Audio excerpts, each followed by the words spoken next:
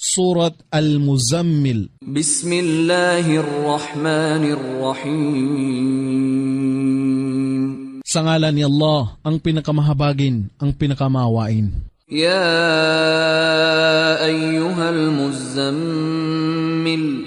O ikaw na nababalutan ng kasuotan, Qumil layla illa qalila. tumindig ka sa pagdarasal sa buong magdamag, maliban sa kaunting oras lamang. Nisfahu aw inqus minhu qalila.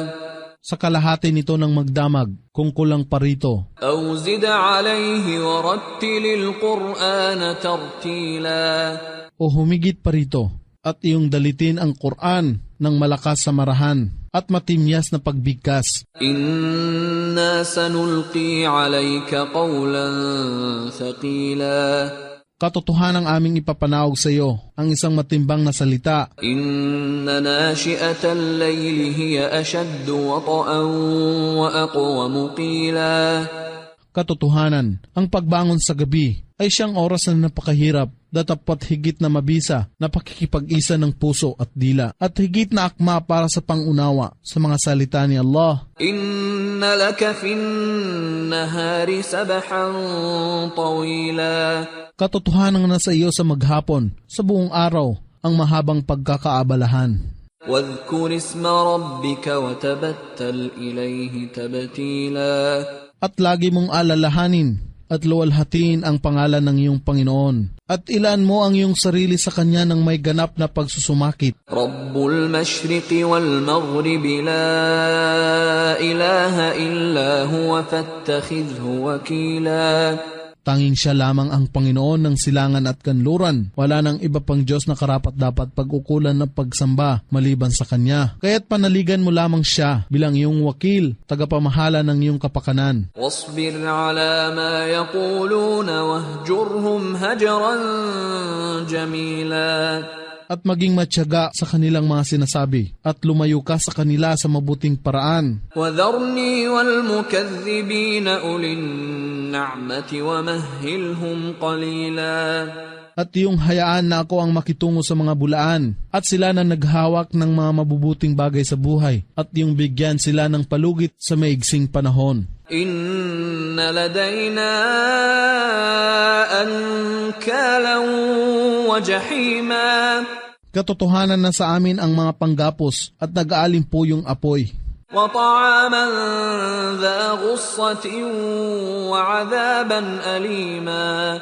At pagkain na babalalak sa kanilang lalamunan na nakakabunsol at kasakit-sakit ng kaparusahan. Yawma tarjuful ardu wal jibalu wa kanatil jibalu kathiban mahila. Sa araw na ang kalupaan at kabundukan ay mayayanig ng matindi, at ang kabundukan ay magiging pinong tumpok ng buhangin na bumubuhos at umaagos ng pababa. Inna arsalna ilaykum rasulan shahidan alaykum kama arsalna ila fir'auna rasula. Katotohanan, kami ay nagsugo sa inyo o mga tao ng isang sugo na magiging saksi sa inyo kung paano kami nagsugo ng isang sugo kay Paraon. فَعَصَى فِرْعَوْنُ الرَّسُولَ فَأَخَذْنَاهُ أَخْذًا وَبِيلًا. Datapwat si Paraon ay sumay sa aming sugo na si Moises, kaya't aming sinakmal siya ng matinding kaparusahan. فَكَيْفَ تَتَّقُونَ إِن كَفَرْتُمْ يَوْمًا يَجْعَلُ الْوِلْدَانَ شِيبًا. Kaya't paano ninyo iiwasan ang kaparusahan kung kayo ay walang paniniwala sa araw na ang mga bata ay magiging lanta sa kulay na pilak ng kanilang buhok. As-samaa'u munfatirun bih, kana wa'duhu maf'ula. Naroon ang kalangitan ay mawawasak, ang kanyang pangako ay katiyakang matutupad. Inna hadhihi tadhkirah. فَمَنْ شَاءَ اتَّخَذَ إِلَى رَبِّهِ سَبِيلًا.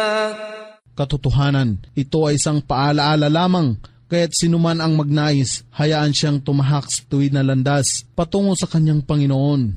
إِنَّ ربك يعلم أنك تقوم أدنى من ثلثي الليل ونصفه وثلثه وطائفة من الذين معك والله يقدر الليل والنهار. Katotohanan, ang iyong Panginoon ay nakababatid na ikaw ay nagpupuyat ng maigsi sa 2/3 ng gabi o kalahati ng gabi o 1/3 ng gabi. Gayon din naman ang isang pangkat na iyong kasama. At si Allah ang nagtalaga sa inyo ng gabi at araw sa ganap na sukat. علم أن لن تحصوه فتاب عليكم فاقرؤوا ما تيسر من القرآن. Talastas niya na kayo ay hindi makakapanalangin sa buong magdamag, kaya't siya ay nagbaling sa inyo ng kanyang habag, kaya't inyong basahin ang Quran sa inyong makakaya. علم أن سيكون منكم مرضى وآخرون يضربون في الأرض يبتغون من فضل الله وآخرون يقاتلون في سبيل الله. Talastas niya na mayroong ilan sa inyo ang may sakit at ang iba naman ay naglalakbay sa kalupaan sa paghanap ng biyaya ni Allah at ang iba ay nagkipaglaban tungo sa kapakanan ni Allah. فَاقْرَؤُوا مَا تَيَسَّرَ مِنْهُ وَأَقِيمُوا الصَّلَاةَ وَآتُوا الزَّكَاةَ وَأَقْرِضُوا اللَّهَ قَرْضًا حَسَنًا. Kaya't inyong dalitin ng Quran sa inyong makakaya at kayo ay mag-alay ng pang-araw-araw na pagdarasal ng mahinusay at magbigay ng zaka o katungkulang kawanggawa at magpautang kay Allah ng isang magandang pautang. وَمَا تُقَدِّمُوا لِأَنفُسِكُم مِّنْ خَيْرٍ تَجِدُوهُ عِندَ اللَّهِ هُوَ خَيْرًا وَأَعْظَمَ أَجْرًا وَاسْتَغْفِرُوا اللَّهَ إِنَّ اللَّهَ غَفُورٌ رَّحِيمٌ. At anumang mabuting bagay ang inyong ipinadala patungkol sa inyong kaluluwa ay katiyakang inyong matatagpuan ito kay Allah at ito ay mainam at sagana bilang gantimpala. At kayo ay humingi ng kapatawaran ni Allah. Katotohanan si Allah ay lagi nang nagpapatawad ang lubos na mahabagin.